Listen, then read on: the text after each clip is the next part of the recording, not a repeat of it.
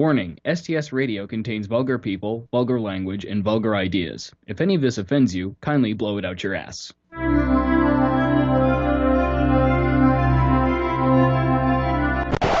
Son of a bitch bastard! Let's start this again. Shall we?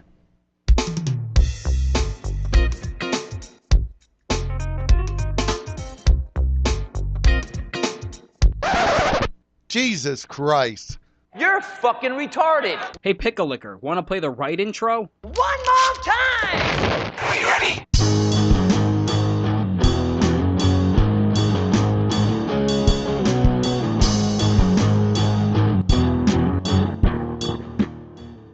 Oh, yeah. What's going on, everybody? Andrew Moss with you, STS Radio. With me, as always, Bruce Motherfucker Gates. Hey. Hey, now. How the hell's it going? Better than Courtney Love at the Rock and Roll Hall of Fame, I can tell you that. Ooh, pretty much anything's better than that. Anything better than Courtney Love. I saw a picture of her and David Grohl, like, hugging it out on the stage, but and you're just like, that is so fake. Yeah, it looked awkward. I know he hates her. Oh, my God. I Dude, know. Seriously, who doesn't hate Courtney Love? Seriously, for one. Plus all the shit she put him in particular through. Yeah. Especially, like, remember, was it like a few years ago that she said that allegedly, like, he made moves on Francis or some shit? Something like that, yeah. And they were both like, oh my God, Courtney, fuck you. Yeah, and they're just like, okay, and guess what? She's going back to rehab for a third time. Who do you think's good? No kidding. Yeah, who's a little bit more believable in this situation?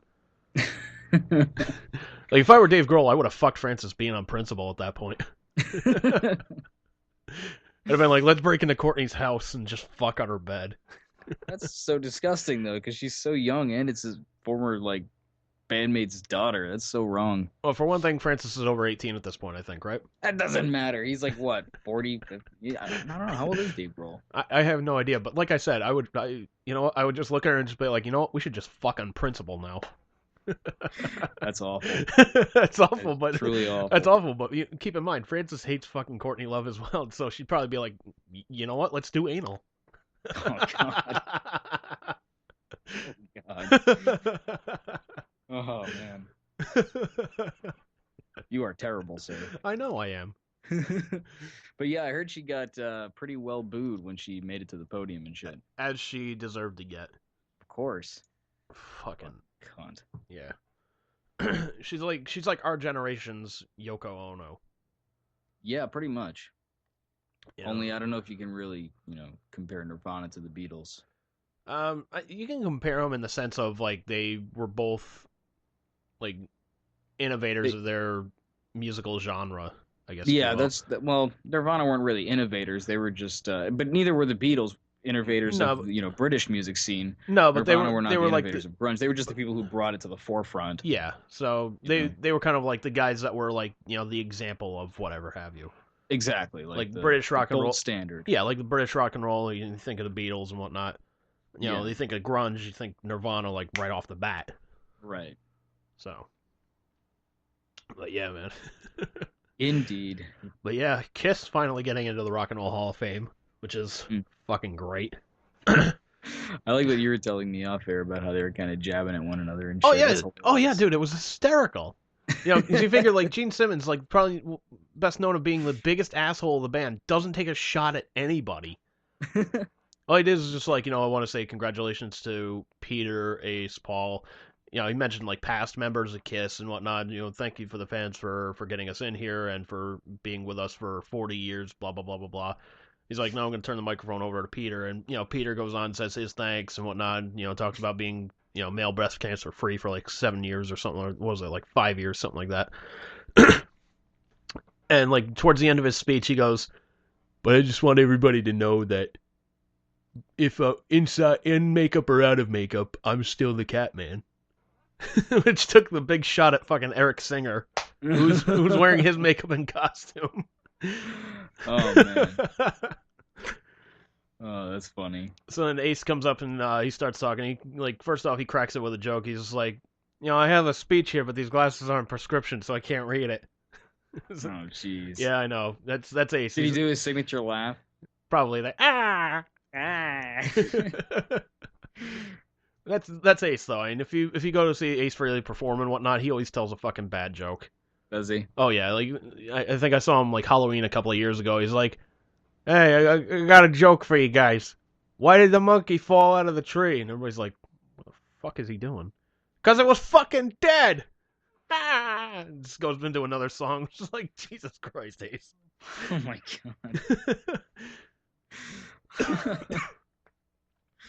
god. So did you say that? Didn't you say Ace took a shot at something? Yeah, Ace took a sort of like a quiet shot at Gene, like talking about how he'd been sober for like 7.5 years and how, you know, it's not really like people have like the will to give up and give up, you know, all their vices and whatnot, and you know it's sort of like a disease in that sense, I guess. But you know, it was kind of like a nice little shot at Gene, because Gene for years has been like, you know, he's a druggie, he's an alcoholic, and he has no talent. He's a moron.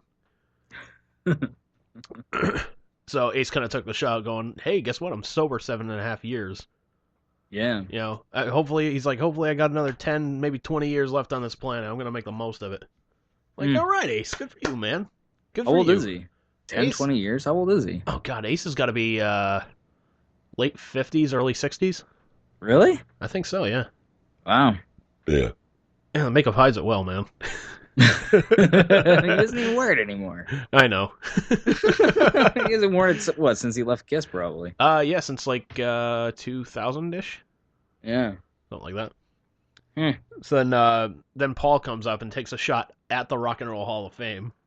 Nice, of course. Someone has to. Yeah, which I'm like, fucking kudos to you, sir. That's even better than Axl Rose or fucking Sid Vicious, like, not even showing up. Like, no, I don't want to be... I'm in there? No. Fuck you, that. you know, instead Paul's just like, you know, this goes to show that really the Rock and Roll Hall of Fame is voted on by the fans. The ones who buy the tickets, the one who buys the album. You know, those are the guys, not the idiots that are back here saying, well, Peter, Paul, and Mary is great music. Let's put them in. It's something to that effect. But That's funny. I was just like, all right, Paul, way to fucking go. Like, that's like the ultimate dick move there. Like, oh yeah, we'll go there and just fuck you. Seriously. Oh man. I was kind of surprised though, like who inducted them in though. Like it was Tom Morello from Rage Against the Machine actually inducted them in. Yeah, that's really strange. That was strange, and I was just like, oh, you know what? He's always admitted to being like a huge Kiss fan, so I was like, you know what? All right, I guess, but I would have thought fair enough. I thought the greatest thing would have been like just instead of having the real Kiss just go on there, just show like a video of Craig Gass as like Gene and Paul. Or they could do the mini Kiss. Yeah, that would have been Have even mini better. Kiss induct them. Just the mini Kiss. Just have Craig Gass in the back just doing the voices. Like, you know, I may be a midget, but I'm a tripod midget. Oh man.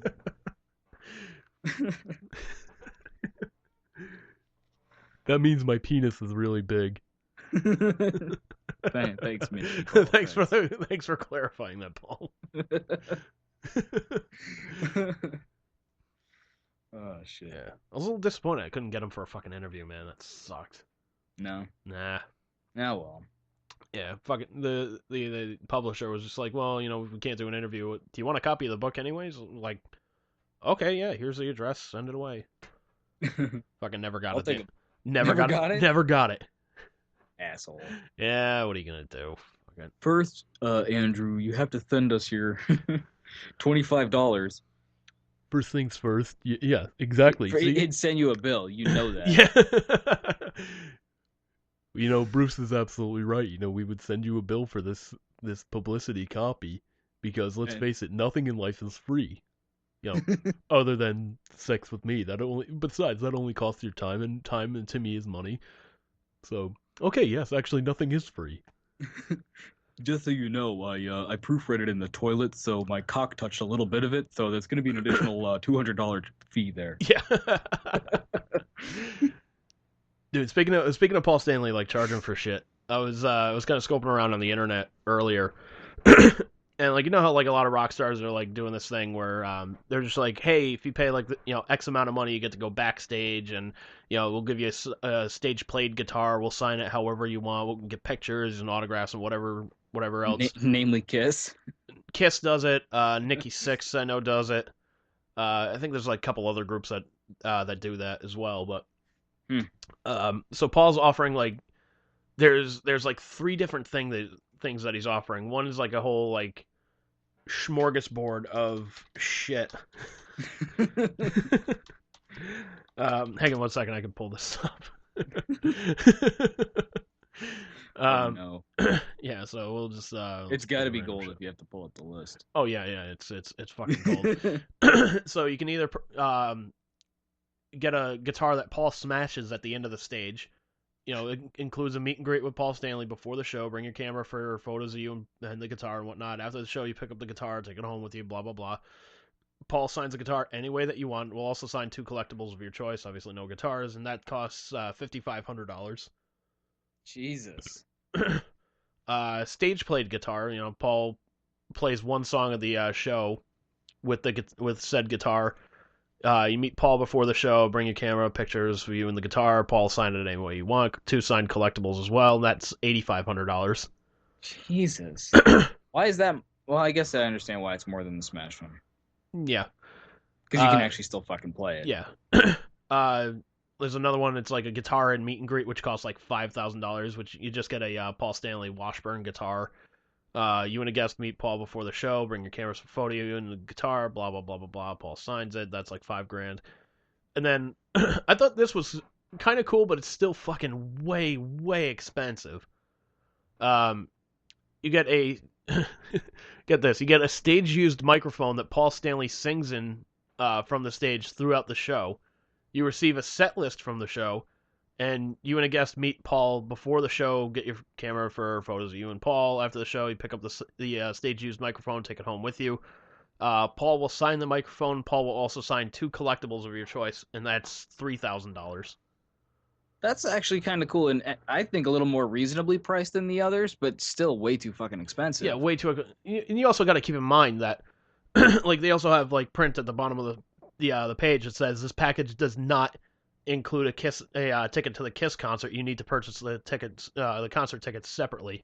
I'm just like, okay then. That's awesome. Yeah. I was like, okay. Here's what I don't get though. Like, so he can offer those 3 packages, but can multiple people buy them? Like, multiple people can't buy the Smash Guitar one, surely. No, I think the Smash Guitar is limited to like 1 per show or something like that. Okay, so there is a limit, like, per show of how many they can offer. Yeah, like I imagine like the stage played guitars, there's going to be at least like fucking like 15 guitars, probably. And the microphone, there's probably only 1. There's 1, maybe 2 of them. Maybe they'll swap them out between songs or something like that. I don't know. Yeah. But and then the other thing that I'm thinking of too is, can you imagine Paul Stanley backstage just fucking hanging around, handing out guitars and microphones and shit? Yeah. Like, doesn't that kind of conjure like a funny image in your mind? Like, he suddenly becomes like a musical instrument salesman. It's like, here's your guitar. Go home and play Detroit Rock City on it. I don't know how to play. Just learn how to play Detroit Rock City. Listen, I don't care if you learn how to play Psycho Circus or if you learn how to play Beth. Either way, learn to play a Kiss song. If you come back here and buy another guitar, you better fucking learn Kiss. Believe me, if Gene can learn these songs, you can. Wait, bad example. No, that's a perfect example. I am curious to read about his book, because apparently he trashes Gene pretty well. Does he? Yeah, he's like, he mostly trashes him in like the 80s Kiss period, like when Gene was like, I'm gonna be a movie star, and Paul's just like, okay, I guess I'm in control of the Kiss ship here, so okay. I was gonna say it's kind of bold to be shitting on him, but if it's about past shit, then I guess not so bold. Yeah, I mean, he also shits on like Peter. He also shits on Ace and whatnot, and kind of expected though. Yeah, it's what are you gonna expect? Yeah. There was actually a member of Kiss that was not there that's still alive. Like the 2 that weren't there that because they were dead were Mark St. John and Eric Carr. Mm-hmm. But the one that, is still alive that wasn't there was Vinnie Vincent. Hmm. And apparently he's, like, nowhere to be fucking found. Really? Oh, yeah. That's interesting. Like, just no one knows where the fuck he is? Well, no, I think people, like, know where, I think people know where he is, but he's just like, forget it, I don't want to, be associated with these guys anymore. Make it sound like he, like, was lost or something, like a puppy or something. Like, he's gonna show up on fucking milk cartons or something. No, but, like, he, can't find Vinnie Vincent! and everybody's just like, good. Join the effort! And everyone's like, who the fuck is Vinnie Vincent? Like, the guy from Kiss, remember? What, you mean the Ace? space guy? No! Like, wait, who's he talking about? I don't know. Is that the guy that's in there now? And I thought he was, I thought they knew where he was, but I don't know. I thought they were Jewish. No, like the Vinnie Vincent? He's not Jewish. Yeah. How can he be Jewish with a name like Vincent? Shit.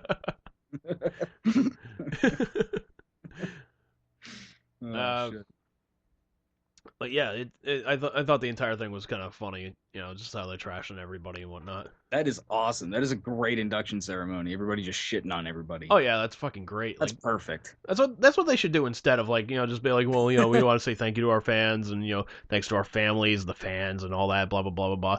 They should just roast each other up on the stage.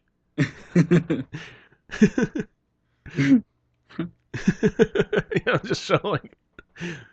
Just Paul just gets up on stage, is like, "Hey Gene, I think you dropped $1. Made you look." Because it would be that type of level of humor. Pretty much. It was kind of funny. Like I was reading, Paul Stanley went on this website called Reddit. I don't know if you've heard of that or not, but Yeah, it's like an internet news kind of like everything happening on the internet. Basically. Kind of. So they have this feature called AMA or Ask Me Anything. Celebrity goes on there, or just a regular person goes on there and says, "Hey, I'm this, blah blah blah blah blah. Ask me anything." Mm-hmm. And somebody was asking Paul, like, what was like the best prank he ever pulled? And I'm like, oh shit, he actually pulled a prank, because I saw he answered it. I'm like, oh shit, what'd he do? It's like Paul doesn't seem like the kind of guy that's like, I know some really good knock-knock jokes. It just doesn't seem like, very humor. Yeah, gifted. I see what you mean. Yeah. So, he was talking about how he had lobster for dinner one night, and he, like, kept the shell and the claws and everything, like, pretty much intact. So, they're about to go back out on stage for Gene to do his, to do something or something like that, and, like, Paul stuck the lobster on top of Gene's microphone. And he's like, and Gene hates lobster. I'm just like, it's actually kind of good. All right, I'll give him that one. I guess that is kind of good. All right, I guess that's kind of. I'll give him that one. All right. For Paul, that's kind of good. Gotcha. Gene hates lobster. Isn't that great? I also said the thing had tentacles on the Ask Me Anything. Boy, am I dumb. Did he really say that the lobster had tentacles? Yeah. Oh my god. He's like, the tentacles are hanging out everywhere, and I'm just like, fucking, they don't have tentacles. Like, I'm an idiot and I caught you. Come on. Come on, Paul. Paul, surely you've seen the thing. I mean, you put it on the microphone. There are no tentacles to be had, sir. Okay, so I made a mistake. They have claws, but don't call me Shirley. Thank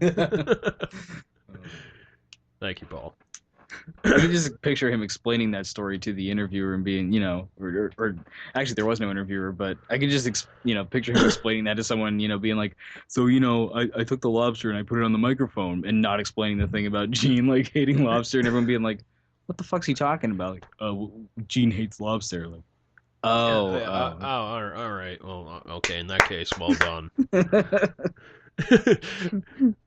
I was kind of hoping he would do like something a little bit better. Like, I was in the locker room one time with the other guys, and I said, I'll be right back. I went and I left an upper decker for the band in the locker room. Wasn't it Ace who did the smoke bomb thing to Gene?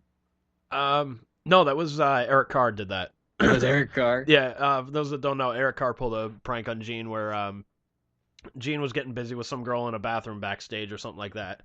And Eric lit off a smoke bomb and let the smoke like go underneath the door. Gene's freaking out because he's like, "Holy shit, fucking fire! Get out, get out, get out!" So Gene and the girl like run out without their fucking pants on, and there's Eric with a fucking camera taking pictures. It was kind of cool. Like I asked Bruce Kulick, I was like, I told him about that story, and I was just like, did he do any other like memorable pranks? He's like, oh yeah, he used to fuck with Gene all the time. I was like, oh really? He's like, oh yeah, like Gene would take some girl in the back and have his way with her, and like while he's trying to get it on with her, like Eric's like throwing shit over the bathroom stall, like trying to distract him. I was like, that's so third grade, but it works. Yeah, but see, those are both way more creative than the lobster on the microphone. It just shows you like how like Paul Stanley is really the George W. Bush of Kiss. That was pretty funny, huh? I got him good. I put the lobster on his microphone. He hates that. It's a giant shrimp with claws. You see the tentacles there? They're frightening. I think they call them suckers. Look out, he might spew ink. That's forget it. It's a weird looking gecko. Gonna save me 15%, buddy? I sure am. He just turns it into a puppet. Did you actually see the thing about his paintings? Like, there's this big uproar like about his paintings, and he's a gifted painter. First of all, they kind of look like shit. Second of all, apparently he's basing all of his paintings off of Google Images. Yeah, it's like, come on, man. That's fucking awesome. And no creativity whatsoever. No. And like supposedly they're all like world leaders or something like that, right? Yeah, for the most part, it's like his dad and a bunch of other world leaders. Yeah. It's like shut up, George. Shut up, Richard. Shut up, George. Shut up. I still have daddy issues. Like, isn't he dead? No, he's dead and kicking. Still hanging on. He's dead and kicking. Dead and kicking. Just like that lobster. Speaking of dead, though, we probably should take a moment to acknowledge the death of the Ultimate Warrior, who had passed away just a few days ago here. Indeed, very tragic, man. 3 days after getting inducted, I was like, into a different Hall of Fame. Yeah, I was like, dude, how fucking like, how fucked is that? Like, he finally like buries the hatchet with the McMahon family and WWE and all that shit. Gets inducted into the Rock and Roll Hall of Fame, shows up WrestleMania and all that. Goes out on Raw, says, this leave a legacy, blah, blah, blah, blah, blah. And then, like, the next day, he's fucking dead. I was just like, oh, shit. Yeah. But I mean, they were saying he kind of looked like shit the entire weekend. Yeah. I mean, he looked pretty good on Raw. I mean, he didn't look that bad. Although people say that, like, when he went to shake the ropes, I didn't see it, but I guess he was a little unsteady there or something. I don't know. But... yeah, something like that. Yeah, man. It totally sucks. It does, man. When I was growing up, he was actually probably my favorite wrestler, and one of the highlights of my attending wrestling matches, that time period in my life, was when I got to see him in Billerica wrestle in the Independents in a time period when he wasn't in the WWF, and he wrestled as the Dingo Warrior, which is probably the worst name in wrestling. But it's one he had used before, like when he was coming up in the ranks, before he actually got the Ultimate Warrior moniker. But it's cool because I actually have an action figure of the Warrior, and he signed it fucking Dingo Warrior. I still have it somewhere, but he was actually one of my favorite wrestlers, when I was a kid in like WrestleMania 6. Oh yeah, that was amazing. Oh yeah, because like he was one of my favorites like growing up, like when I was a kid and I was just fucking dumb and didn't know any better. Yeah, like looking back now, I mean, I definitely liked a bunch of other guys, like LOD. Like LOD was probably one of my favorite tag teams. Bret Hart was awesome. A couple other guys that I kind of liked, but Macho Man, I always liked Macho Man. Yeah, everybody was a fan of fucking Hulk Hogan. Yeah, everybody was.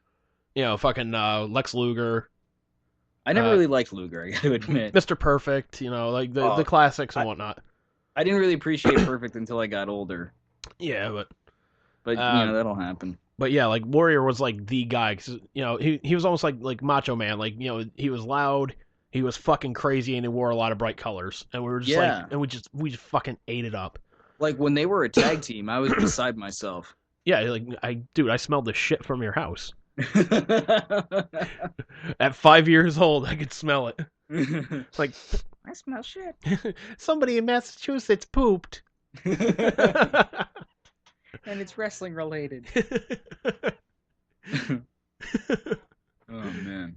And you're just like, you just feel like the ground just quake underneath you. You're like, oh shit, somebody fat fell in Rhode Island. But yeah, man, I actually went back and watched Warrior versus Hogan the other day because I was going through some of my old wrestling tapes, and I just happened to have that one on there. Thought that was pretty cool. Yeah, the match that I saw was the squash match against Triple H. Yeah. Yeah, and I always thought it was kind of funny though, because like, you know, he came out and he was just like, well, I'm really sorry for, you know, his passing and, you know, to his family and all that. And I'm just like, dude, you like hated this fucking guy, and you're just like, I refuse to work with him because of the fucking squash match. And I was just like, you know, how, you know, okay, granted, okay, it's not the fucking time to be like, well, you know, he was an asshole, blah blah blah. It's like even Brett came out, he's just like, you know, I'm sorry for the passing of this guy, and you know, I kind of wish I had worked with him, kind of wish I had gotten to stop and talk with him for a little bit or whatnot, but you know, we were just kind of like two ships passing in the night at Wrestlemania and whatnot. But yeah. Yeah, it sucks. I wasn't really that sad, but like when the I was at work when I found out about it, and you know the producer comes in, he's just like, "Hey man, sorry to hear about the Warrior." I was like, "What the fuck happened to the Warrior?" He's like, "Dude, he died." I was like, "You're fucking kidding, man! Fucking Ultimate Warrior dead? He just had all this shit happen to him." He's like, No kidding. He's like, "No, go check it out." And sure enough, Google Ultimate Warrior, you know, died at 54 years old or something like that. Yeah. I remember actually before he came back and before that whole squash match, did you ever see the Royal Rumble where he came back? No. It was, I think, like 92. And so he runs down to help The Undertaker, I think, in a casket match or some shit like that. And like you just hear the music and he runs down and he kind of looked different. Like he just kind of looked a little smaller. His hair was shorter and darker. And for the longest time in like 1992, 1993, people thought that it wasn't the original Warrior. There was actually rumors that he died then. But they, you know, eventually they were like, no, it's really the Warrior. You know, he didn't die. He's still kicking. It's like it brought back memories of '92. I was like, Warrior dead? No, it's got to be bullshit. Yeah, it's and like, there's no, like shit, it's really true. Yeah, because like you know, you can't go a fucking week without seeing like some celebrity death hoax or something like that. Like Exactly. Like remember it when happens all the time. Yeah, like remember when the fucking guy Newman from Seinfeld was supposedly dead, or like John Lovitz had died or something like that. Exactly. And we come to find out it was just their careers that had died. Exactly. Who is it? Like Abe Vigoda, who was like had the most amount of death hoaxes in history or something like that. Or Oh yeah, like dude, I'm going to that convention in a couple weeks, like 2 weeks or something like that. He's gonna be there. Like apparently he's been signed up. He's like, oh yeah, I'll be there signing autographs, and just laughing. I'm still alive. Yeah, but he's been rumored to be dead like so many times, more than anybody else. Something like, yeah, he's got to have like a world record or something. Yeah, it's crazy. You gotta wonder, how does that happen? How do people just think that someone's dead? I don't know, man. Like that. You know what I mean? I don't like. I can understand like if or someone just like, hey, so and so died, pass it along. Like, okay. Yeah. Plus, in the age of the internet, it's a lot easier to make up shit. Yeah. Like I probably guarantee, you know, I can guarantee it. Like, if you could start a fucking rumor about the fucking airplane, like saying like, oh hey man, I work for, you know, the scouting thing that's looking for that plane that's over by, you know, Australia or whatnot. Like we found the black box. We found the black box. CNN will pick it up like that and not even question it. Yeah. Oh well. Rest in peace, Warrior. Indeed. There's been too many tragic wrestling deaths lately.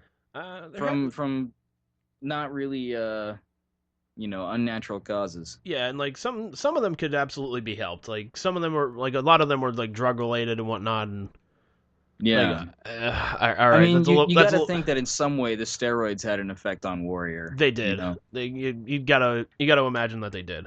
Yeah. But I'm talking like a death like Owen Hart. Like that one easily could have been avoided. Obviously. Yeah. But you know, you know, guys like Bam Bam Bigelow or Macho Man even. Yeah, Macho Man. Oh, Macho Man couldn't really be helped because I don't know if like he had like a heart. Couldn't really be helped. Couldn't really be helped because dude had a heart attack behind the wheel of a car and slammed into a tree, which car plus tree plus heart attack equals, let's face it, you're gone. Yeah, that's true. And if you do live, hey, you are one tough son of a bitch.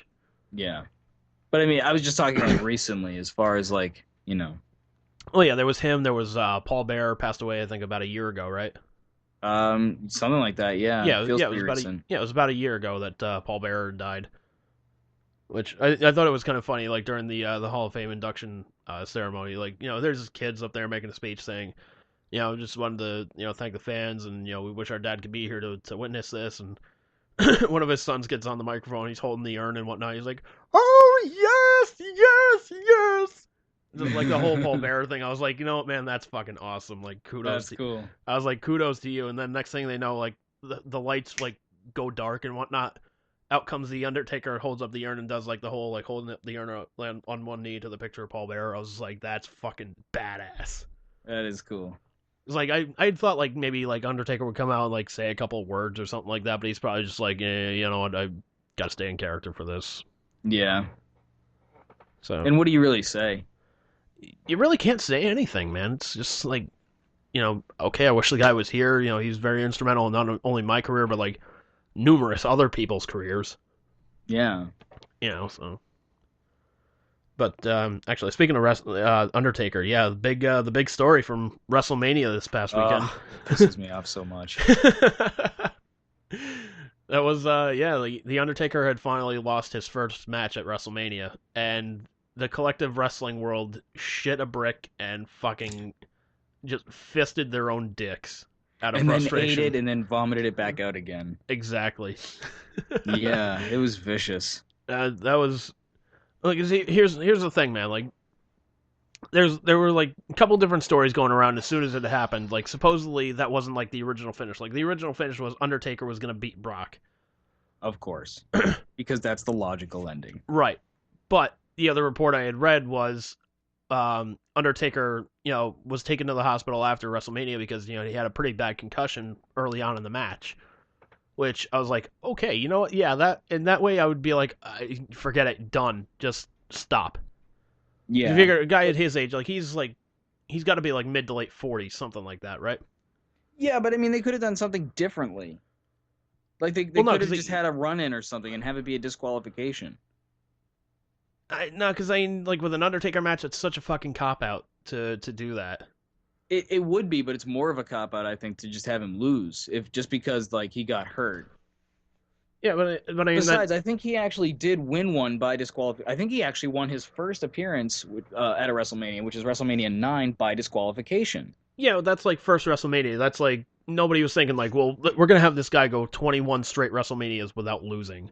That's true. Guys like 21-0, you want it to be a one-on-one match. Like nobody goes and interferes. Yeah. I mean, especially at WrestleMania. That doesn't mean it wouldn't happen. I just think that, like, especially once it got unscripted, that they could have done something else. Right. Here, the other thing I'd read was, like, Undertaker, he got the concussion early on in the match. And, like, it's funny, like, if you watch a match, like, every now and then you can, like, hear the wrestlers, like, talking back and forth to each other a little bit. Like, telling them, like, okay, do this, do this. Right. You can hear Undertaker, like, when he's doing that, the old school thing, the fucking walking on the tight ropes move that he does.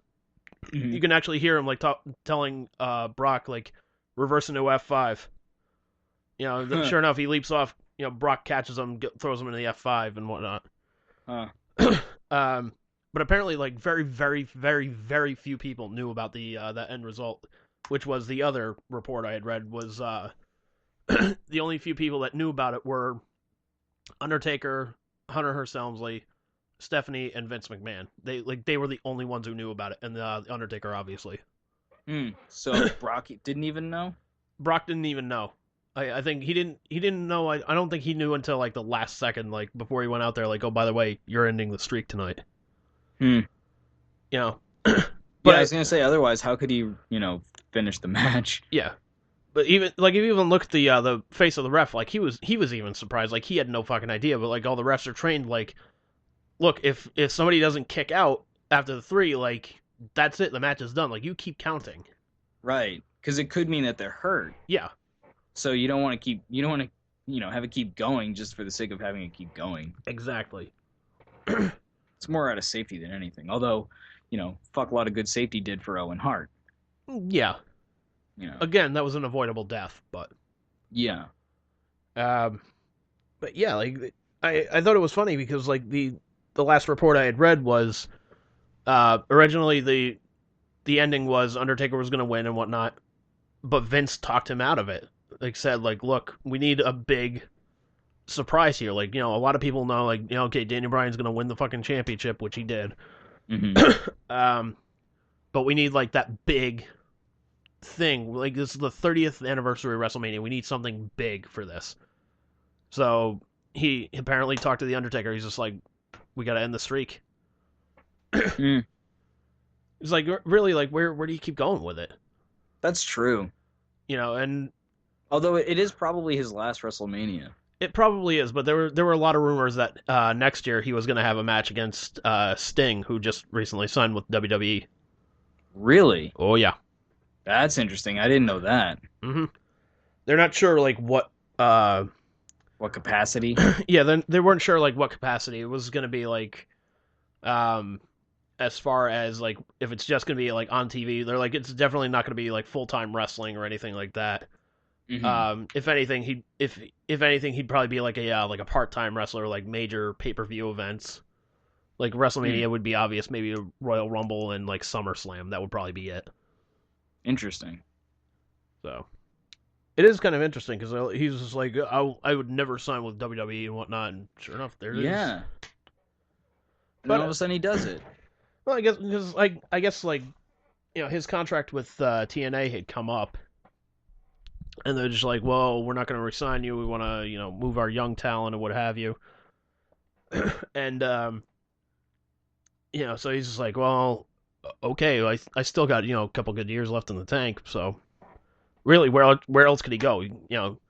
He's not going to make the money he's not going to make the money that he wants to on the independent circuits. No. Not at all. No. Even if he went to the best independent circuit in the country, I'm sure he would make close to what TNA or WWE could pay him. Yeah. And besides, I mean, when he's done wrestling, he would be a very, very valuable asset to WWE as like an ambassador or just like, hey, guys, I was scouting this talent down in Mexico or something like that.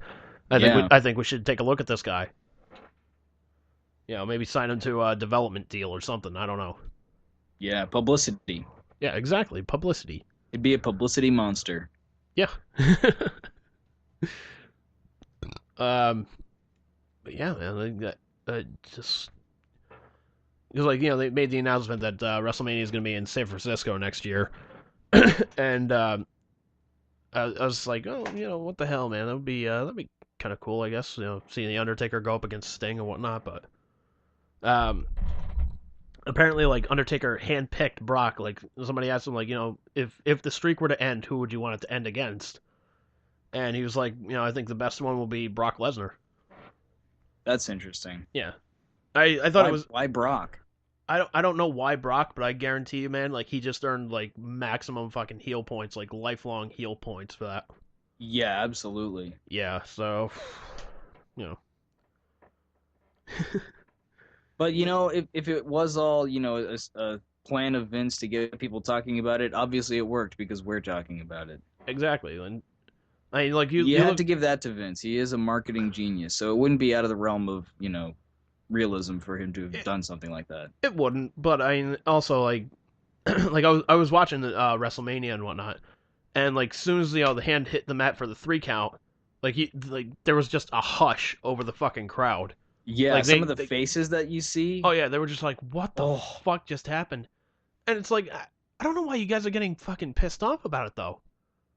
Like, okay, yeah, granted, okay, it's a streak, keep it alive, blah rah rah rah rah rah. But here's the thing, man. Like, a guy it's that I was. Because it's Brock Lesnar. Well, that's why for me. Well, it's because it's Brock Lesnar. But I mean, here's the thing. I was talking about this with a guy at work, and I looked at him and I said, you know what, man, fucking when the card came out, everybody was like, oh, this is so predictable. Bryan's going to win the championship. This guy's going to win the Battle Royal, blah, blah, blah. These guys are going to win this. These guys are going to win this. Undertaker's going to win. It's so predictable. So it's like, you make this card and everybody says it's predictable. You have the Undertaker lose, the streak match and whatnot, and everybody flips the fuck out. They're like, what the fuck? No, no, no, no, no. It does not work like that. It's like, well, you can't have everything. That's a good point. You can't have Daniel Bryan and the Undertaker both winning at WrestleMania, because otherwise you get no shock, you get no surprise there. Yeah. You either get one or the other. Either you keep the streak going or Bryan wins the championship. So, you can't have the cake and eat it too in this case. Even though I love cake. I think, how long ago did Sting sign? I want to say within the past, like officially few days, or I want to say within the past few weeks. I think. Few weeks. Yeah, I'm not sure. Did they know that they were going to set it up for Sting versus Undertaker? I don't know what they were thinking that they were going to do. I don't know if Undertaker was just like, look, I can't keep doing this. The payday's nice, but it's just taking such a toll on my body. I've got a lot of money stocked away. I'm ready to retire and pass it along to somebody else. Because I'm thinking if he's planning to do one more WrestleMania and it's going to be against Sting, and they knew that, I would think it would be better for him to beat Brock Lesnar and lose the streak to Sting, because Sting is the only guy really who's been in the WWE, who hasn't been in the WWE, that might even stand a chance of beating him. And I think it would be kind of interesting to see that. I think people would accept it more if Sting were to beat him than if Brock Lesnar beat him. I think that has a lot to do with it, to be honest with you. Is because Brock Lesnar was kind of here and there and here and there. Yeah, but the way the fans will look at him though, they're like, well, he's a fucking part-timer or whatnot. Exactly. Like if CM Punk had beat him, I think it was last year, when him and Undertaker went toe to toe, I don't think that would have been a little bit different. I don't think people would have been as pissed, because they're like, you know what, man, here's a full-time guy, he's really goddamn good. Exactly. But Punk decides to walk out on the company, which is a whole. Right, but he wasn't even scheduled to wrestle Undertaker, if I understand. He was supposed to wrestle Triple H. Well, at this WrestleMania, yeah. Yeah. Yeah, that was the direction they were going to go, and was that he was going to face Triple H at WrestleMania and all that shit. And CM Punk was just like, look, I'm better than that. Well, why are you stalking me on this mid card match? Yeah. But then didn't that set up for a three-way dance or something with? Yeah, that's set up for if Daniel Bryan had beat Triple H, he would get the winner of the Daniel Bryan Triple H match would go on to be in a triple threat match for the WWE World Heavyweight title. Right.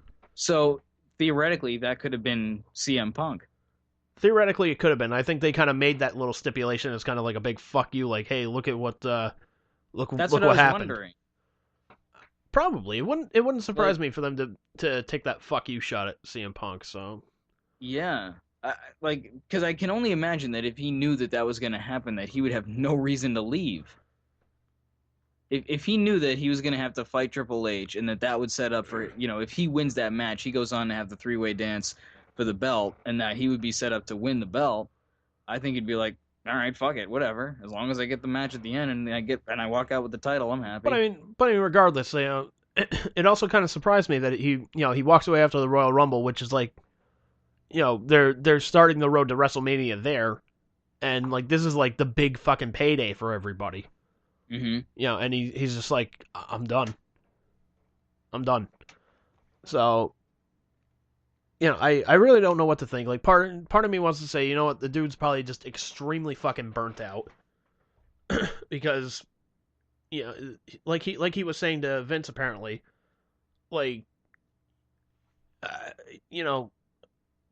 got all these full-time guys like me and Daniel Bryan and Dolph Ziggler and a bunch of full-time guys. We're here all the time. We bust our ass, and and you guys are just kowtowing to these part-time guys that come back and win the title. What was it, a couple of years ago, fucking The Rock was the one who ended CM Punk's reign as champion. Right. He's like, I got no problem putting The Rock over, okay, best for business and whatnot, but, you're kowtowing to all these fucking part-time guys, and you're just saying, well, the full-time guys and whatever, it's fine. The Rock and Brock Lesnar! Exactly. So I think he was kind of put off by that, and, just probably just mentally, physically just burnt out. Yeah. So. Yeah, I definitely I see that same point, and I also take offense to people like Brock Lesnar and Batista coming in and winning the Royal Rumble. Yeah. And shit like that happening is just really kind of ridiculous because, in my opinion, like, think back to the, like, 90s wrestling. What did the belt mean? You know, the belts, the heavyweight title, there was really only 4 belts, you know. The heavyweight title, the Intercontinental title, and the tag team belts. So really only 3, but effectively 4 belts. But anyway, There was also wasn't there also like the light heavyweight championship?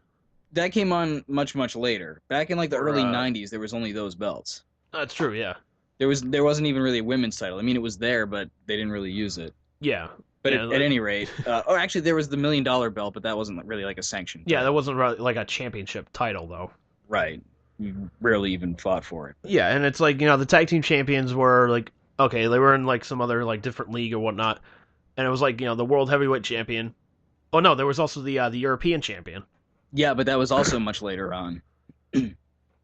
All right, fine. And if you go watch like the 90, 91, 92, 93, even into like I probably like 96, there was no European title, there was no women's title, if I remember. But at any rate, the heavyweight title was really like your number 1 guy, and the Intercontinental title was like your number 2 guy.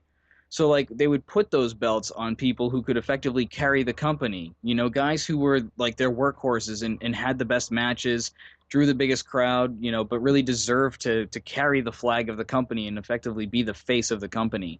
And when people come in and, take the belts and they're like, these part-timers or whatever, it's really kind of offensive because they're not going to carry the company for long. They're not going to have that belt for long. So what does that belt mean now? Yeah, it's kind of like a big fuck you to the industry a little bit. It's kind of like when you remember that movie Ready to Rumble?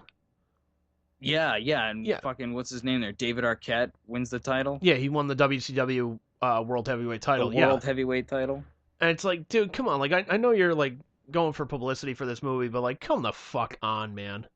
Yeah, no kidding. Even Brett got pissed off about it. He's like, you know what? That's like, a CEO of a company stepping down and saying, well, you know what? I'm going to give the janitor the control of the company instead of, the guys that, deserve it, like the vice president or whatever have you. Right. Actually, come to think of it, I'm wrong, because in at least 1992, there was a women's title. That's true, there was, so. Because, what's her name there? When she jumped, I forget her name, but she jumped from WWF to WCW, and she had the women's title at the time. Yeah, and she dropped appeared it in on the TV trash. and threw it in the trash can. Yeah. Which is one of many occasions where something like that happened. And that's why, essentially, the Montreal Screwjob happened to Brett, is because they were afraid that he was going to do that. Yeah. Which I don't think he would. I don't think he would have. Brett's been pretty honorable at times, but Bob Holly, I think, brought up a good point in his book, the Hardcore Truth. He's like, look, if Brett's saying like, look, I'll put over Sean anywhere but Montreal. I'll put anybody else over but Sean at Montreal. Blah blah blah blah blah. Mm-hmm. He's like, Vince should have just called him out on it and just said, okay, well, I'm gonna have you put over this guy in Montreal instead. And just see what he does. But I mean, the fact of the matter is, I'm kind of surprised though that fucking if all this is true and it's not like the greatest work in all of pro wrestling history, it kind of surprised me that Brett wouldn't have, sued Vince for breach of contract. What, the Montreal Screwjob being a work, you mean? Yeah. That's interesting. There's big like conspiracy theories out there saying, "Oh, it's the biggest work of all time." And it's like, I could care less. Like if it's a work, great. If it isn't, whatever. I mean, but there's really nothing. It wouldn't really change much because I think if it were a work, they should have come out and said that because it would have made all the other bullshit go away immediately. Yeah, think about that. All that shit between Brett and Vince and all that crap would have gone away immediately. Yeah, but I mean, they were also thinking like, apparently Vince was the one who helped set Brett up with this fucking contract with WCW. And I don't know, man. I really don't know what to think about it. I don't really know much about the conspiracy theory about it being a work. But apparently, like, but one of the things that Brett came out and said that Vince said, he's like, when Brett was thinking about signing with WCW, Vince looked at him and said, WCW will not know what the fuck to do with a Bret Hart. And sure enough, he was right. Sure enough, he was right, but, Bret, I think, was going to be making, I think it was $9 million over 20 years with his WWE contract that he'd signed, apparently. That was voided out with the Montreal Screwjob, to making about $3 million a year and working a 2/3 schedule that he was working with WWE. So, the money's good, but but it's you also got to work with guys that are fucking greener than goose shit, like fucking Goldberg, who fucking ended his career. And it's it's you piece of shit. It's really sad when people, are put over and they have no idea how to wrestle. Oh, yeah. I thought Jericho's little shots at him in his book were fucking hysterical. He's like, this guy's making his debut, and all of a sudden he's got 156 straight wins or something like that. It's like, from where?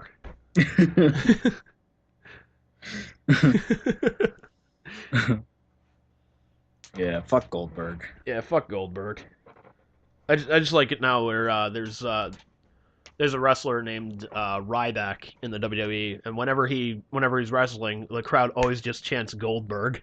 That's awesome. It was pretty funny because he got in trouble with management because the crowd was chanting Goldberg, Goldberg, Goldberg, and so all of a sudden Ryback's like, I'm gonna have some fun with this crowd. He goes and I forget who he was wrestling against, but he hit him with a spear and then he picked him up for the jackknife powerbomb. I was like, you know what? That's fucking creative. Like, all right, that's a guy who's having fun with the crowd, and I think the crowd really, really had fun with it. That's awesome. It's like I love seeing when somebody breaks character in something, be it Saturday Night Live or WWE or whatever have you. I think what was it, Night of Champions that you and I and Liz went to? Yeah. Yeah. So it's the main event. I forget, what was it? CM Punk and John Cena or something like that. Which was a great match, actually, in my opinion. It was a pretty damn good match. So, the guys sitting next to us or behind us or something like that, they start up the fucking chant of Hardcore Holly, and they had some great chants. Oh, they had great fucking chants. It's fucking hysterical. Virgil. Yeah. Oh, and that was great. And during the match, you can see Paul Heyman just kind of turn and look up in our direction, and just you kind of see him just kind of cracking up a little bit. And I was like, yes. It's almost like the Chris Farley sketch from Saturday Night Live, the motivational speaker, and you see David Spade just cracking up, he can't hold it together because it's so fucking hysterical. Paul Heyman was the David Spade. Exactly. Night of Champions. He was. And that's the second time he had to do that, too, because he had to do that for that Raw match between Randy Orton and Sheamus. Did you ever see that? I don't think so. Where the crowd was just completely against the match? Oh, yeah, it was fucking hysterical. Oh, my God, that is great. And Paul Heyman, you can see, he can't help it. Oh, yeah, he can't help it. He's trying to hide that he's laughing, but no chance. He's got, both hands over his mouth. He's like, Oh, yeah, it's hysterical. JBL. Somebody's been watching Botchamania, haven't they? Yes, they have. This is boring. End this match. Yeah. They just start chanting for other people. Weren't they in Philadelphia? I think so, yeah. What do they expect? I don't know, man. But there's a couple of crowds they just don't fuck around with them. They're just fucking crazy. Philadelphia is one of them. I think New York is another one. Chicago's another one. Yeah. Oh yeah. Yeah, big time. You don't fuck with the crowds there. It's they will fucking hijack that shit. I remember I went to a Raw where CM Punk was doing a contract negotiation with Vince McMahon, and out comes Vince. I'm just oh shit, it's fucking Vince. That's awesome. He's here in Boston. Hooray! And CM Punk is just you know what? There's a couple things that I want. Blah blah blah. I want this. I want my own cup, my own poster. I want my own WWE ice cream bar. And just the whole crowd just goes, "We want ice cream. We want ice cream. Vince is trying to talk. He's just like, oh, well. You know, lets the crowd go for a little bit. Like, we want ice cream. Finally, just to try and like kill it off, he's like, I don't give a damn what you want. We're like, yeah. That's awesome. Because I remember those ice cream bars. They were damn good.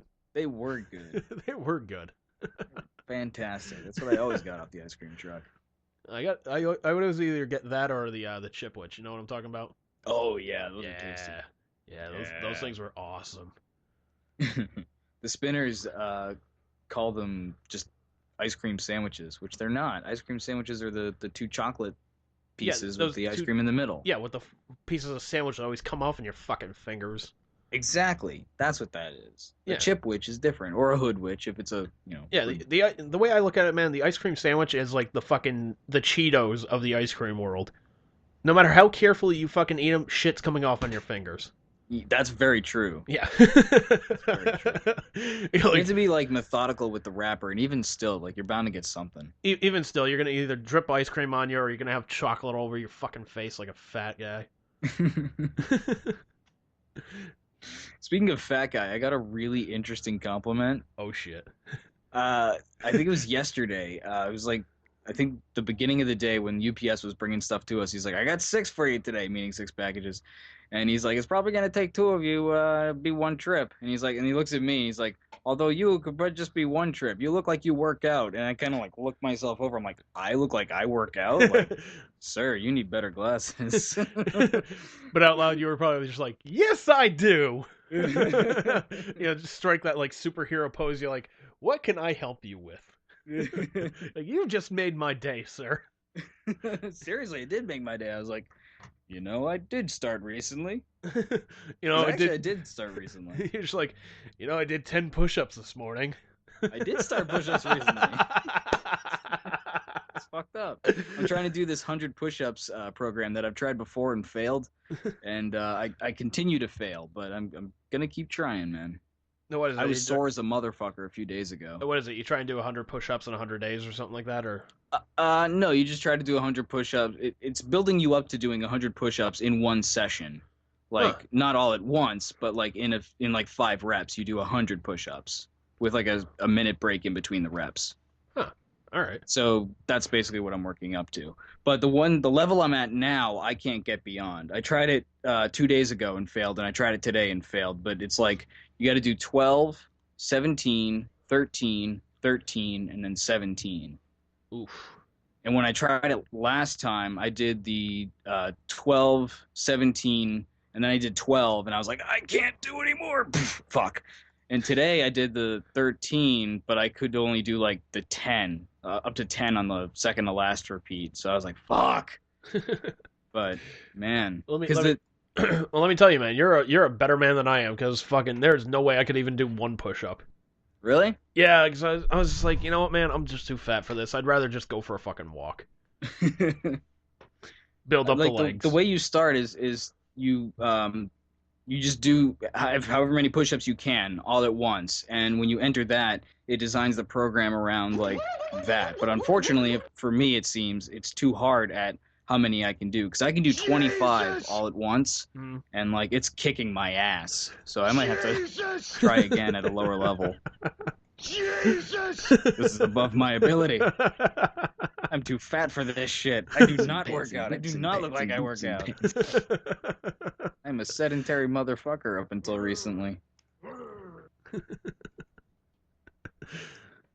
Yeah, because like I remember you came down and like I was showing you the DDP yoga, and like one of the exercises was, you know, you go down for a push-up, you don't automatically come back up, like you hold it there for like 10 seconds or something like that, and then you slowly kind of push yourself up.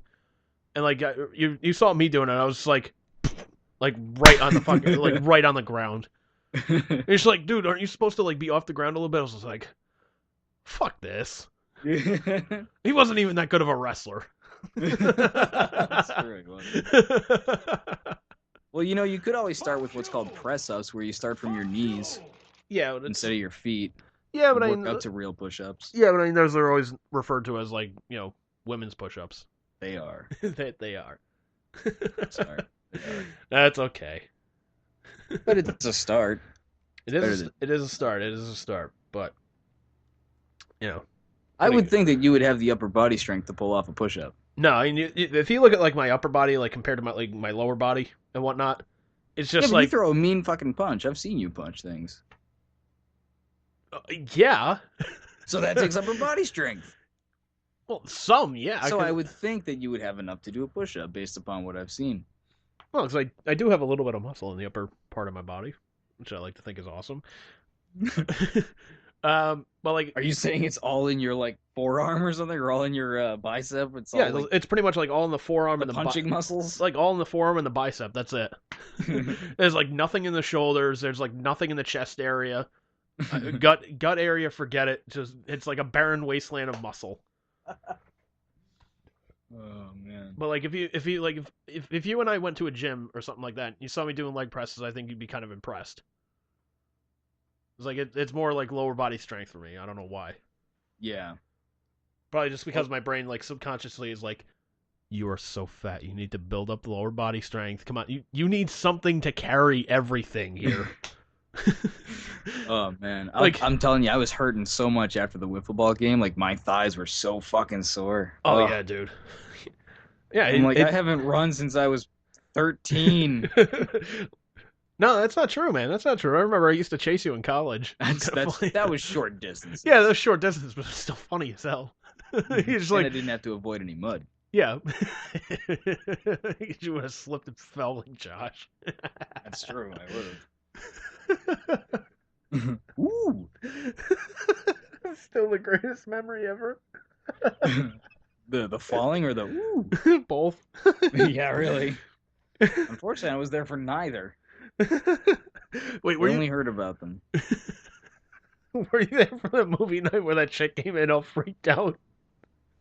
I don't know. I don't think so. I know what you're talking about, but I don't think I was there for that. So yeah, I missed a lot of his like crowning moments, really. Thankfully. Actually, I wish I had seen the falling thing. That would be kind of fun. Yeah, dude, a lot of those moments you kind of wish you weren't there for just because they're that fucking disgusting, but... Yeah, that one I'll take a pass on. Just, like, seeing how pissed off he looked at me for, like, putting fucking caution tape that said caution biohazard on a pile of his laundry. Like, it wasn't even bagged up or anything. It was just a pile, like a mound of his fucking laundry underneath the fucking sink in our room. Like, so, like, I couldn't shave for a fucking month because of that. You know, and I wasn't exactly the flies hovering above it, like... dude, they were like buzzards. Oh. They're like, we smell death. Where is it? But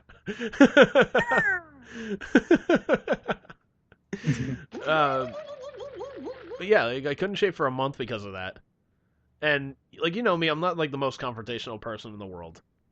You know, true. I would just rather just like, you know what, fuck it.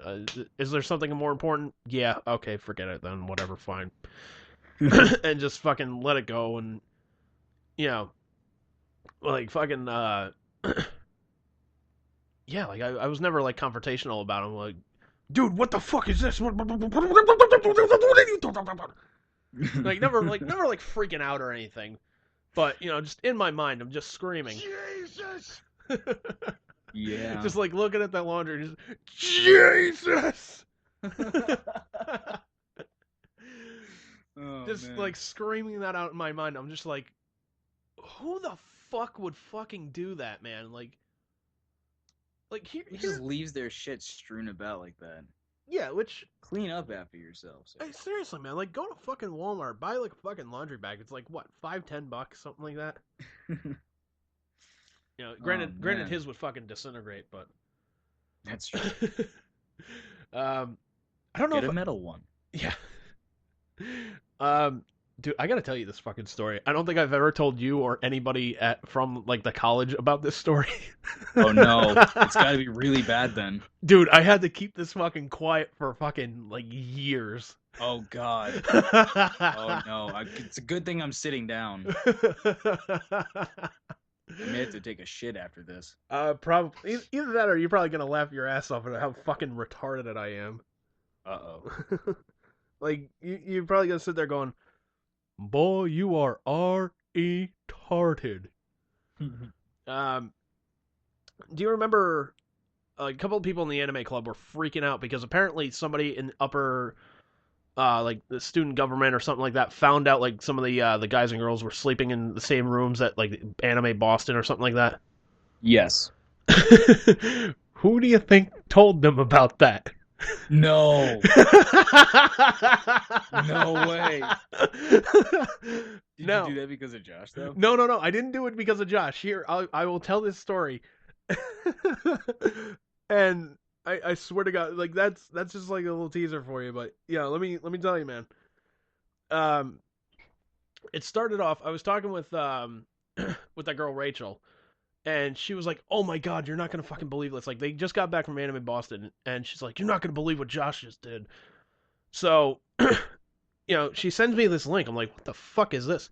And it's a picture of her surrounded by like a chalkboard that just says like, "I love to watch you sleep. You're so beautiful." Blah blah blah blah blah. I was just like, "Holy fuck! Welcome to fucking Creepville."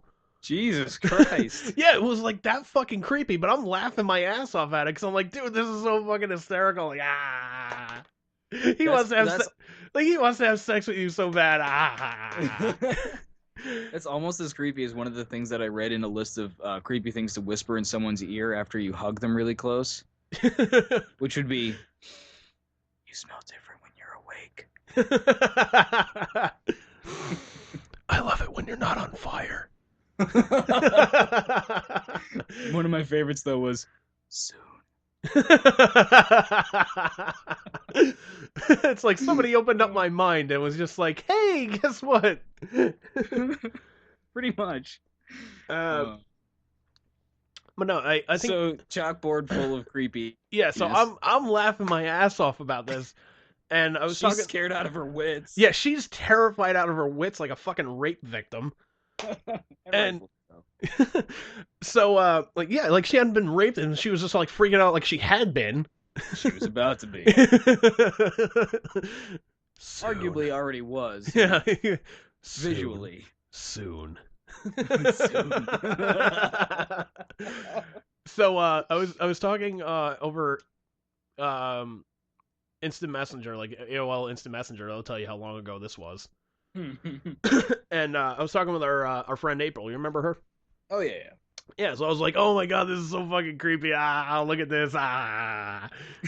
And she goes, "What the hell is this all about?" So I told her, I was like, "Dude, they were like, apparently they were in the same room with Anime Boston, and he's so fucking creepy. He's never gonna get laid. And she goes, "Why the fuck are you telling me this?" I was like, "'Cause it's funny. And she's like, "Don't you know like what my position is in student government?" I was like, "What?"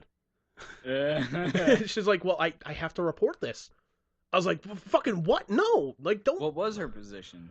Apparently, like she was high up enough where, like, if you like told her something like that, she would have to fucking report it to like, oh man, the higher up offices, if you will. Oh jeez. I was like, "You're fucking kidding." She's like, "No, I'm not kidding." She's like, "I have to fucking report this." I was like, "Oh fuck!" Like, no, don't fucking say a fucking word, man. I'm gonna get my. She's like, "Don't worry about it. I'll leave you as anonymous." I was like, "You know what? Fuck it. I don't even like those idiots, anyways." This was what, 2004, right? 2004, 2005, somewhere around there. Yeah. So, I think that's the year I went. Funny enough. Yeah, I don't remember getting in trouble for that though, but I do remember sleeping in the same hotel room. Yeah, but you do as women. Yeah, but you do remember like getting that email saying it was brought to our attention that this had happened on the recent Anime Boston trip and this will not be tolerated. Blah blah blah blah blah. I think I remember that. I was just like, "Oh fuck, I'm in trouble." And here's the thing: like I remember, like we had some mutual friends like that had gone to Anime Boston. Like, who the fuck did? I want to find out who did this and find out who ratted on us. I was just like, I don't know. Wait, you know what? Maybe it wasn't the year I went, because the year I went, one of my friends from outside of school went, and I believe that he was dating the Rachel you mentioned at the time. I think if I remember, they would have stayed together. So this must have been the one after that I didn't go to. Well, no, because if he was from outside the school, then that wouldn't have been a problem. But if they were students and whatnot, the school apparently frowned upon that. But what I'm saying is, I would assume that she would have been sleeping with him rather than in Josh's. Yeah, so I want to say this was like 2000. 2003, maybe early 2004, something like that. Yeah, it was either the one before or after I went. I don't think Yeah. it was the one I went to. Yeah. But yeah, dude, I remember like everybody was freaking out, like, you know, just like all the anime guys, like, what the hell is this? We go to this, you know, go to this anime convention and apparently we're in trouble. Yeah, I mean, honestly, if it weren't for my girlfriend at the time, I would not have been in that club. I guarantee that. And I unfortunately climbed the ranks of that club up to the vice president level. Can you believe that? Fucking why? I don't know. It was sort of like why were we on the fucking English club where we had to do the newspaper? Why were we on that? I don't know. Exactly. These things just happen. You can't explain them. Actually, I think you I get was snookered in. Yeah, they were just like, You get pussy whipped, and it's like, I'll go to the fucking anime meeting. Well, the thing was, I wasn't even pussy whipped, and I was what were we like? Right. You and I were like what, co-officers of publicity or something like that. Something like that. And we're like, what the fuck do we do? They're like, well, you don't really have to do anything. We're like, what the fuck? That's the best job ever. we're like, well, yeah, granted, we're Vikings at that job, but I, you know, if we're given a job title, shouldn't we at least have like some responsibility, like some fucking duty or something like that? And then we had like bullshit, mundane editing crap to do. Yeah, it's like, well, you guys got to edit this newsletter and format it, and make sure it fits. Yeah, and like, how many late nights did we spend there, like making sure that it got fucking done? Like, oh well, you need a period over here. Oh, you misspelled this word or something like that. And it's just like, come the fuck on, man. Or like we'd forget until like the night before it's supposed to come out, and like last minute shit. And it's like, yeah, it's like last minute shit. Together. Yeah, it's like last minute shit, and they're like, well, we need you guys to go and fix this up. We're like, can't you guys do it? Yeah, no kidding. Like, you know, we have class in the morning. We were just for publicity, man. Yeah. Like, look, I'll go streaking across the fucking campus for you guys, no problem. You know, they'll get with you publicity. English tattooed on my back. Yeah, with, you know, I'll do it with a fucking Superman cape and just have Bruce, like, chasing me with, like, a fucking green molded jello. I don't care, but... but, yeah, dude, like, truth be told, I wasn't even pussy whipped into that. I was just like, what the fuck, whatever. That's true. I really have no idea. No idea why we joined that club. No. I thought it was because it would look good, you know, because we were in the English department, so if we join the English club, it kind of looks like we're going that extra mile. Yeah. Fat lot of good that did. Yeah. Emphasis on fat. But yeah, I thought like the ultimate like fuck you though was you know, remember the award ceremony that they had? There was like, so. You guys are like, they're like, you know, each club has like an MVP, if you will. We're gonna have, you know, an award ceremony. You guys get, you know, a little lunch or whatnot, and blah blah blah blah. And I'm thinking like, oh shit, this will be fucking pretty cool. Like, you know, so I invite the girlfriend to come with me at the time. The fucking her parents. I invite my parents to drive up from fucking Rhode Island for this damn thing. Because I'm thinking like, hey, this is kind of fucking important. Like I'm gonna get like a plaque or a fucking trophy or something. Like I don't know. And you remember what we ended up getting? Wasn't it those bags? Yeah, it was like a navy blue messenger bag that said whatever club we were a member of, MVP, Riviera College, 2000 something, whatever. Yeah. And I was like, I still have it, I think. Dude, I still have it. I put fucking Gorilla Tape over the part where it says like Riviera College, MVP, English Communications Club. Nice. So I'm just like, fuck this. This sucks. Yeah. That was like our championship belts, man. That wasn't even really like our championship belts. Like, dude, that would have been great. Like, if they gave us like toy wrestling belts and just been like, "Here you go, MVPs." Like, oh, that would have been better. That would have been like, fucking yes, yes. But they were our belts in the sense that, you know, we were the guys who represented the club. Really, we were the face of the club. Yeah, but like nobody knew we existed. That's true. Well, because we were a publicity club, a publicity department that didn't do shit. Well, yeah, we were publicity, but we didn't do shit. We also had the that quote-unquote student newspaper. Right. Which is all we really did was edit that shit. Oh, we edited it. We fucking wrote for it. Which... Yeah, I think, like, you did movies. I did CDs. I just mostly did fucking DVD reviews, because I'm just like, fuck it, this is work. Yeah. I'm just lazy. I don't care about this. Don't care. Nope. Don't care. Like, what are you doing? Research. Yeah. Yeah, fucking...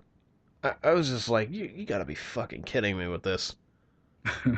And it's not like we were like every fucking MVP got like this fucking messenger bag. Yeah. And I'm just like, this thing fucking sucks. They're like, you can carry your books in it. And We're like, great. And we're like, well, okay, I'm on my way to biology, where we haven't used a fucking book once this goddamn year, and I spent $100 fucking dollars on this goddamn book that I could have easily gotten on Amazon for fucking 20. Seriously, man. I'm gonna sell back for like $5. Yeah, seriously, man. Punch me in the nuts while I'm here, please. Seriously, man. I wish I was a little bit more fucking book savvy. Like, that would have been like the ultimate fucking like get rich quick scheme. Find out what books are being used, get them all on Amazon. Find out which ones you're going to need. Find out which ones you're not going to need. Get them used copies and whatnot. And then just be like, oh, yeah, well, it turns out I don't need this book, apparently, for the course or something like that. And just turn it in and get fucking, like, $20 back for it. Dude, you may have just stumbled upon a genius business idea. This is the Gene Simmons in me coming out.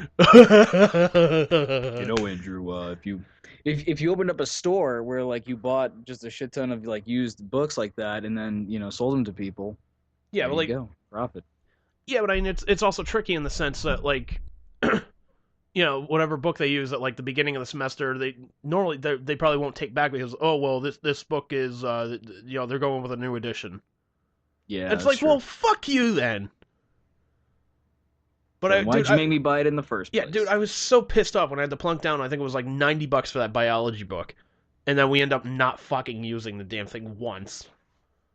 You know what would be a novel idea? They have a library, right? Yeah.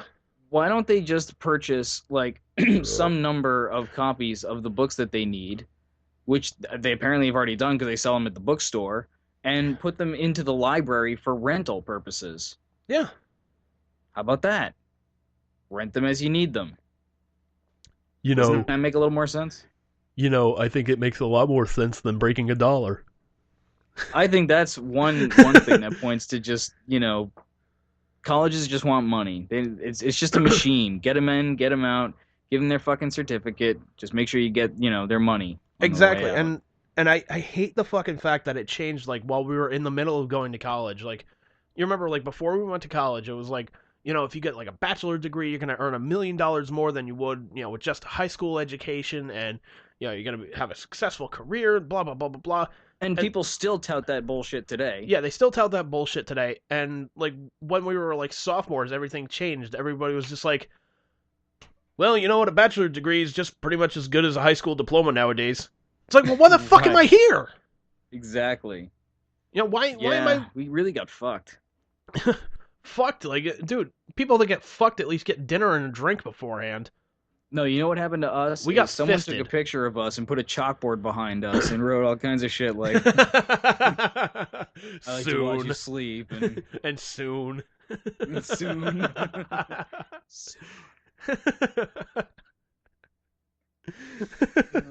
Another good one was something to the effect of I can feel those. I remember what they feel like when I was a woman.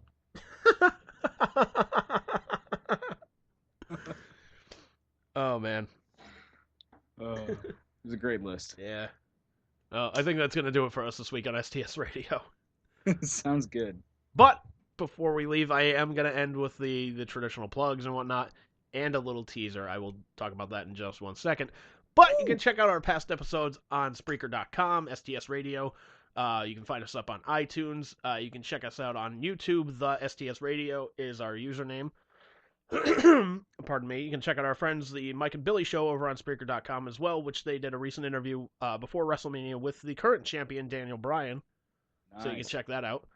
You can also check them out on YouTube. And don't forget, you can check out Mike's show, Wicked Bites, Saturday mornings. I believe it's at 11 a.m. on Nessun. You can check that out. He's on there, goes around to restaurants in the New England area, checks them out, eats there. It's awesome. That was a very Farley moment for you. It's awesome. You remember that time you went to eat places? You remember that time you went to that diner? Yeah. That was awesome. That was awesome. So, yeah, I think that's going to do it for us this week. But, I just hit my mic. What? Oh, fuck. I believe there will be a major announcement on the next episode of STS Radio. I'm not even going to tell Bruce what it is because I wanted to see what his reaction is going to be next week when I announce this. Oh, you fucking pickle. Yep, so I'm not going to tell you. I know everything. I thought we were friends. What are you going to tell me? Soon.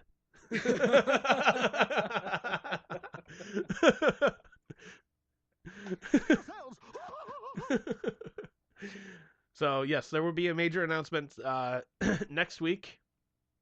And, yeah, that's pretty much it. So, later, everybody.